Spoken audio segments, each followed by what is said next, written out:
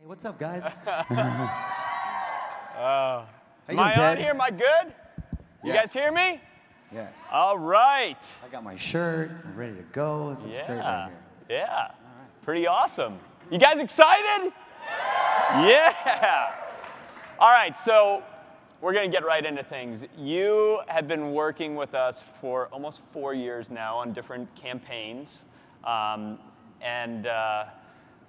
You actually have turned down way more campaigns than we've ever done with you, right? You're very selective in who you work with. And I know that from our perspective in working with brands, a lot of the questions that we get are, why did we get turned down? What is it? And it almost all the time has nothing to do with money. What is the deciding factor for you to say, I will take that opportunity. I will do that post on Instagram or do that tweet? Right. Well, first of all, I've enjoyed our relationship throughout the years and look forward to continuing it. I think for me, specifically, it's got to make sense to who I am as a person and my brand, if you will. And if you're going to, because you have to start looking at yourself that way as a brand, right? Even as an individual. And for me, that umbrella would include family, and health and fitness, and my culture, pop culture, faith, those sort of things. So that's sort of my brand, if you will. So if it sort of makes sense in that realm, and it's organic or speaks in an organic way to who I am, and I'm genuinely excited or passionate about it, and then I can speak to it on a genuine level, then it makes sense, and usually I want to go forward with it, because I think if it's not, then it won't. Not only will it not resonate to your fans or to your followers, that then you'll start looking like a bit of a sellout, and I wouldn't want to risk that, and it won't come from an authentic place, and then when you do really mean something, people are smart. They can tell if it rings true to who you are. So that's how I sort of approach it. It's got to sort of make sense for the brand. And do you have someone on your team who filters that stuff out? Does it go through multiple filters before it actually gets to you, and then you say yay or nay? Yeah, well, my team's pretty much, they know who I am, they know my brand, they kind of get it, and they would say no because they know that I would say no. But if it's sort of on the fence, or they're kind of questioning it one way or the other, then they'll approach me, but ultimately I have the final decision.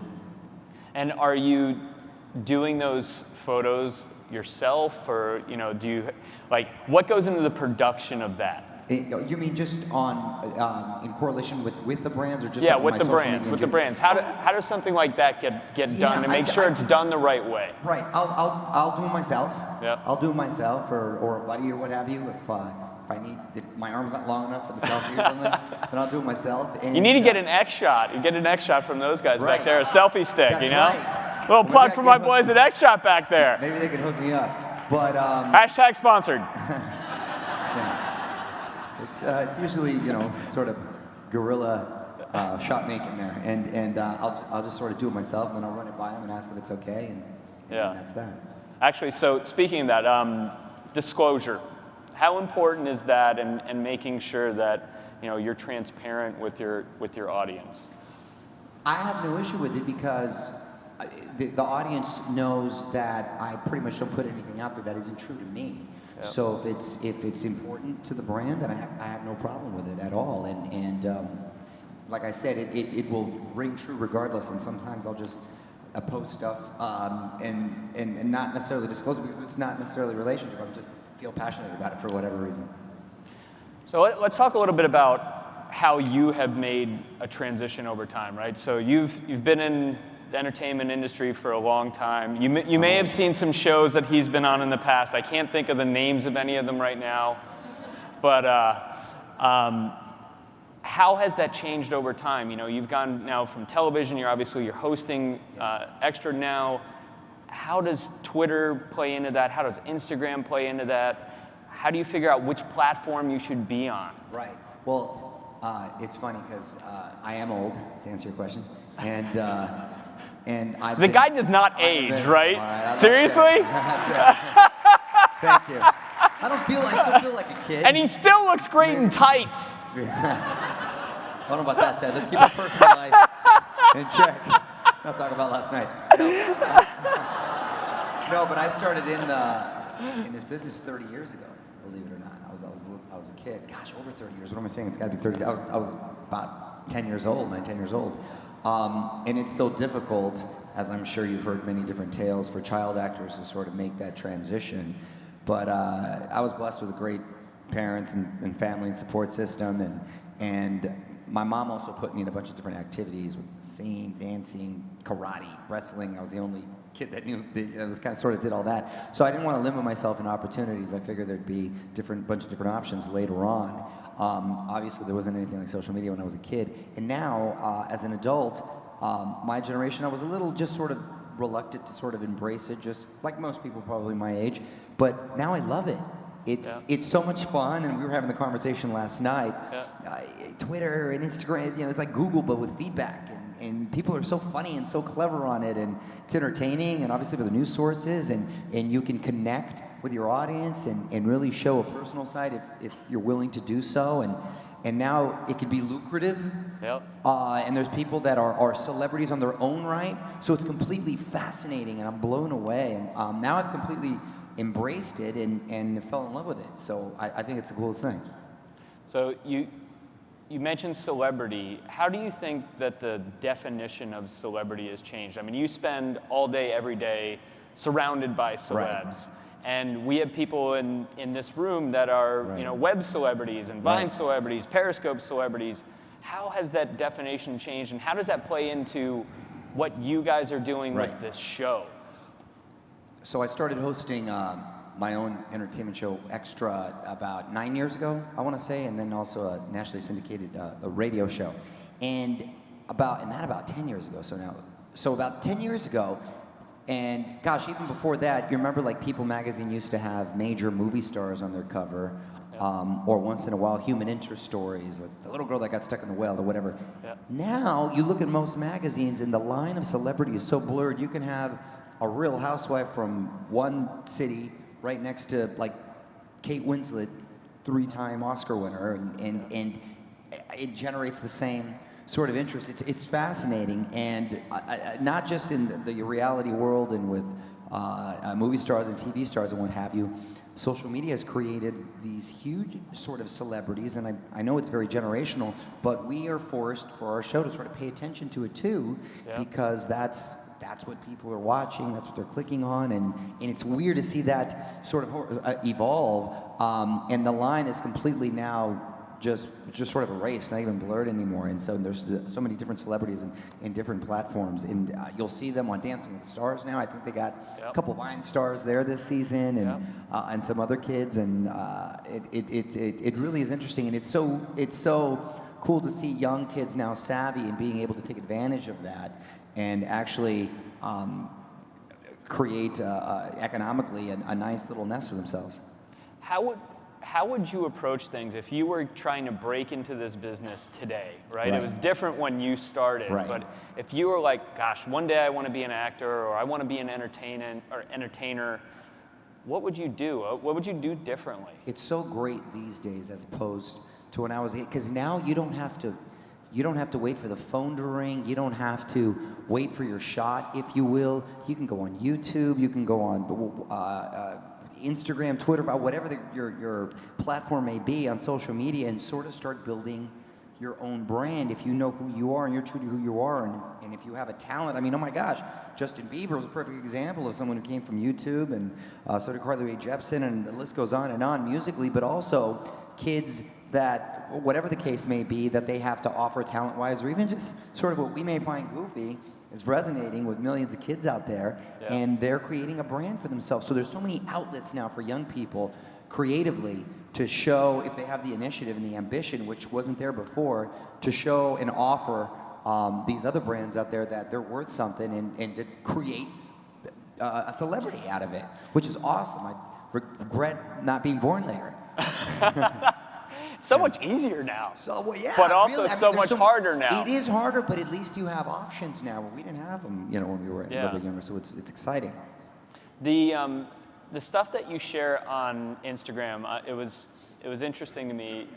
You know, when we were looking at this background here that was put together, you've got a lot of stuff. Have you been flashing pictures or You've got a lot of stuff that is, you know, from the red carpet, but then you also share very intimate parts of your life, you know, your family, and where do you make that, you know, how do you look at that decision of what you're comfortable sharing versus stuff that you're not comfortable sharing, you know, pictures inside of your home? You know, it's obviously a very personal thing, and for me, like I said earlier, it's a way to really sort of connect with your audience and fans, and really just kind of give them an inside view. And I almost look at it as like your own little documentary, right? Yeah. So it's as much as you're comfortable to share, and I'm willing to share my family and my kids and dogs and whatever goofiness I'm getting into with my friends. And like I said, it's sort of a running narrative as a doc for me. Now, some people are very reluctant to talk about their kids and expose them to the family. Some celebrities don't even say the sex of the baby, which is the weirdest thing to me. They wait like a month, or some of them don't reveal the name for months, and I don't. Well, because you got to be able to sell it. I guess not really, but I mean, they sort of could get out anyway. It's just, but even then, when that's revealed, they don't like to share pictures and what have you, and that's on them and that's personal. But I figure, hey, they're going to try to take it anyway, and I would, even if I wasn't in the public eye, I do it for my mom and friends and stuff who you can't connect with, and I usually just, that's my objective, but then obviously the rest of the world can sort of chime in, so I have no problem with it. It's all in good taste and in good fun. Yeah. So and the response has been very positive. Do you get more engagement on the personal stuff or the red carpet photos? I mean, how, and do you look at that? Is that something that like you come back and you're like, oh, this one got, you know, 1,000 likes, and this one got 12,000 likes. Maybe I'll do more of those. I don't necessarily measure them or keep track, but it seems like when the kids, funny stuff with the kids and my dogs, they seem to generate a lot. And the red carpet stuff is just because I'm a fan, as far as hosting, I'm a fan of a lot of these. If I'm on at the Emmys, for example, and I'm talking to the Game of Thrones cast or people from Homeland or Modern Family or whatever, I'm a fan of the shows just like anyone else would be. Yeah. So I get excited and I want to post a picture, and you become friendly with them over the years. Yeah. So it's kind of cool. When you are doing deals with sponsors now that have traditional endorsements, right? Like print ads, television ads, you're obviously you're all over the place, right? You've got a bunch of different clients that you're working with and brands. How much does your social media following now play into that? I mean, is that getting baked into deals now on bigger sponsorship packages? Absolutely. I'm what started out as something that I was reluctant to has now become like a big part of business, and is now almost commonly used in all the deals. Mm-hmm. And I, for example, I'm gonna be in the new Fox Live Grease musical that's coming up in January. Oh, thanks. So they said we want to release or break the news if you would do it on social media. Yeah. And that was literally in the contract, a part of the deal. I was like, yeah, sure, no problem. But it's interesting that Fox, the network, wanted me to do it that way, which has never been done, at least for me, before. Yeah. So are you, obviously you've got a lot of celebrity friends. Are you hearing that is now becoming more and more commonplace, that people are looking at, you know, your reach, your audience, your following on social media as part of a movie deal or as part of an endorsement deal? No, absolutely. It makes me a little upset with myself that I didn't embrace it sooner. Yeah. So and it just seems to be getting stronger. So when you're doing something like that, are they separate? Is it like that they're saying, okay, you've got to do these 10 tweets and you're going to get paid X for that, or this is our entire package, and as part of that it is, you know, we expect 10 tweets on these days to have this content? Both, actually. Yeah. Both, and so it varies with the deal, but it's pretty common that it's in every deal now. Yeah, and when you're looking at that, are you getting paid differently for different channels? Or is it, you kind of say like, look, a photo costs you X, whether it's on Instagram or on Twitter? They usually just sort of have like a blanket social media statement. If you could, they'll put it like if you could, you would, for example, using your example, 10 posts on your social media platform. So Yep. they just sort of kind of do it like a blanket statement usually. And then I'm probably most active on Twitter and Instagram and yeah, I'm told I have a Facebook. I don't do it though. That's the only one because for my show. The ones I personally do are the Twitter and the Instagram and I know we talked about I got to get on Snapchat. But you know, it's like homework. Can anybody help him get on Snapchat Yeah, out there? get Any Snapchat, Snapchat people? So I'm on it. I'm gonna get on it. I know I'm late to the party. So when you're posting stuff to Twitter, when you're posting stuff to Instagram, obviously we all we're aware of internet trolls and people that will say snarky things. How do you deal with those people? Are you The trolls? They're funny.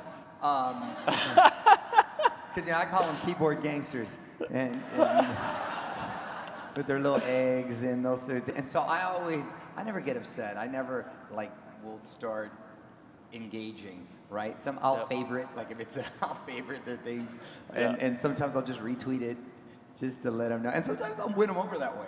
Yeah. But I stay I'm a positive.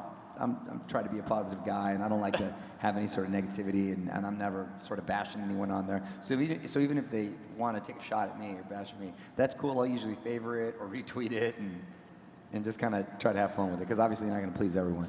Yep. So when you were doing the Jimmy Fallon reenactment of Saved by the Bell, which was hilarious. Did everybody see that? Oh my God. And then you did the Ryan Reynolds Deadpool promo, which was also funny. If you guys didn't see that, it was fantastic. Do you see meaningful increases in your social following after you do those types of things? And has that become, is that almost part of like, okay, we're pretty sure that this content is gonna really go viral and get a huge amount of social shares, and it'll help me build my brand. How much of that is kind of plays into what type of content you're producing and what type of risks you'll take? Because obviously those are kind of big risky moves for someone like you. Yeah, I mean, it was a result of doing those. Yes, the numbers did increase, and it was sort of a byproduct. But I don't think that was initially the intention. At least not on my end. I think they might have factored that in. But with Jimmy Fallon, great guy, and he had been reaching out to me to want to do. He was a big fan of the show, and he wanted to do a reunion for a long time. And we almost had it a couple times, and then he was going to do his show out in LA for a week. So he says, Mario, you got to help me get the cast together. And so we made it happen, and then it turned out to go viral and got all crazy on the internet, and it was a lot of fun. And same thing with Ryan Reynolds. He wanted to do something, a video where hopefully it went viral, and it did in a big way for his upcoming movie Deadpool. Yeah. So I flew out to Vancouver where he was shooting it, and we shot that funny video and where he kills me. And who doesn't want to get killed by Deadpool? Yeah, that sort of comic fanboy base too. I got a lot of love and fans from that and followers from it. So it was a nice result, and both things were, for the sake of comedy and a lot of fun. So do those types of videos come about from just, you guys talking to each other, or is that something as more of a bigger marketing push, and you've got other people that are trying to make that happen, or is that just like Jimmy's like, hey Mario, come on, let's make this happen? It usually just came from them as like a fun idea, something that could be cool, that with the hope and intention that it could go viral and people could start talking about it, and obviously raise the awareness level for the projects. So when you were doing things on your own show, how much does social media play into that? You're tweeting out photos, you're sharing things. is that like part of the strategy as you're putting shows together, as you're like planning out a show? It's like, all right, well, this is a great little clip that we can really, leverage on social media. We're going to do this. We're going to push this. Make sure that we're hitting, this piece of content at this time. Yeah, absolutely. I mean, now the network and the producers factor that in, and it's all very strategic, and they want you to post things at a specific time. So at the highest levels, it's thought about, and usually I can't even do it on my own. You'll get in trouble or reprimanded a little bit if you sort of post too early or start talking about it, or don't do it at the time that they would like, because it's all very sort of mapped out now. So you've got a team that then is managing it while you're doing the show to make sure that Well, usually the network or whoever your employer is at the time, they're the ones that are sort of mandating and setting the schedule. Yeah. So when you pick the handle Mario Lopez Extra, is that like part of your contract with the show, or is that something strategic for you to say like, hey, I really want to associate myself with that handle? Well, they picked it for me because, remember, I was sort of reluctant. I thought it was just going to be more work, and you're like, what is this social media? Yeah, what is thing? It's going to be a fad. What is this? And so it was back in the day. Well, actually, not that too long ago. So they sort of did it for me, and it's funny because there was a Mario Lopez already taken, and that could have been like any Latin dude in any Latin country. He happened to live like 5 minutes from me. He did, and then I met with him, and he didn't want to give it up. And he was killing me. Because I'm like, you're not even doing anything. He was like, Mario Lopez, the accountant. Oh, man. And so, yeah, he's killing me. He still won't give it up. So they did Mario Lopez Extra, and that's how it is. Oh, man. So I want to jump back to that concept of a celebrity. What do you think defines a celebrity in today's day and age? Like, how do you determine that someone has made the cut, to be interviewed on the show? Where do they make that jump between, it's like the Kardashians, right? It's like, what did they do before they were the Kardashians? And people are still asking what they do right? now.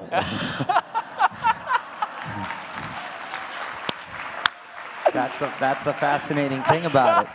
But I mean, the word celebrity is, before, the word celebrity used to sort of be synonymous with having some sort of talent and some sort of substance and offering that. No, not trying to be funny, but that right? Yeah. Where now you don't really have to offer anything. Yeah. You can just be pretty or cute or handsome, whatever the case may be, and as long as you're engaging with a certain audience out there and they're responding and someone is paying you to appear somewhere to do something, I think that qualifies as a celebrity at some level. So when you think about children growing up, right, totally different world than when you and I were younger.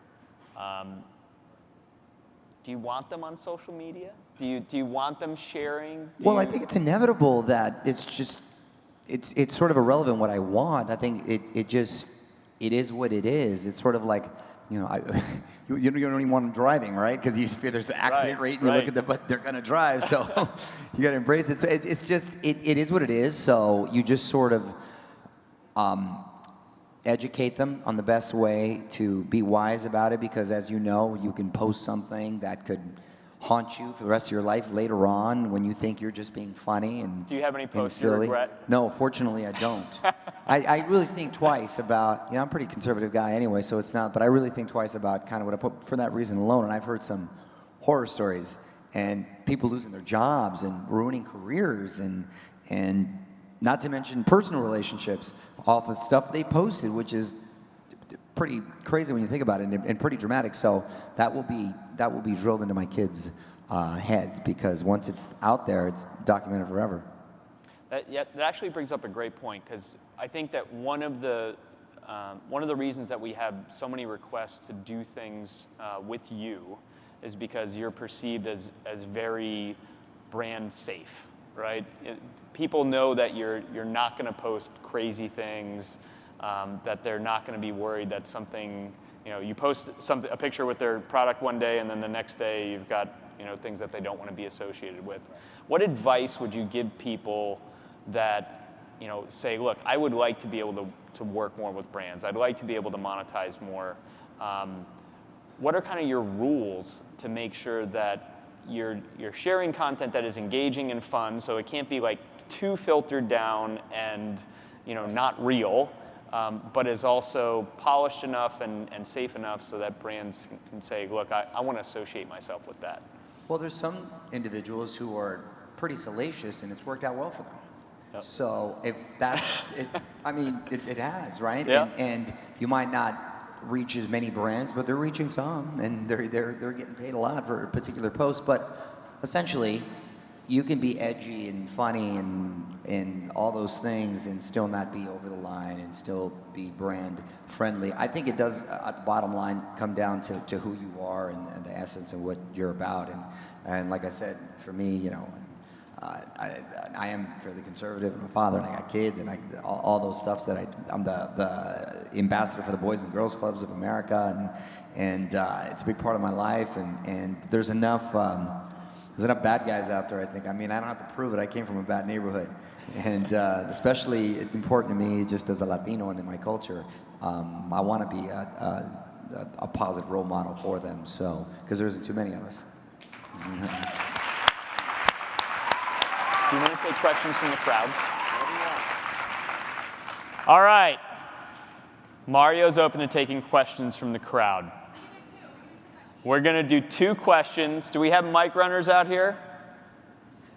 All right, I'm going to come up here. I'm going to grab your mic real quick, and I'm going to jump right back up on stage and give you this. All right. Earlier, I won one of the Pfister faucets, and I took a photo with the package in the back, and I showed my husband up in the room, and I said, now all I need to do is get a picture with Mario.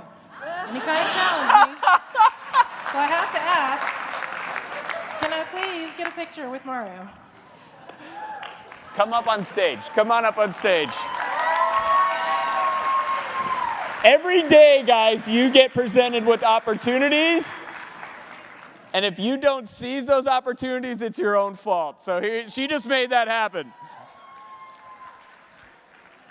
All right, while this is going down, we're running out of time here, so I am going to field one more question, and you can't ask to take a photo. Any other questions? Oh, right here. Hold on one sec. All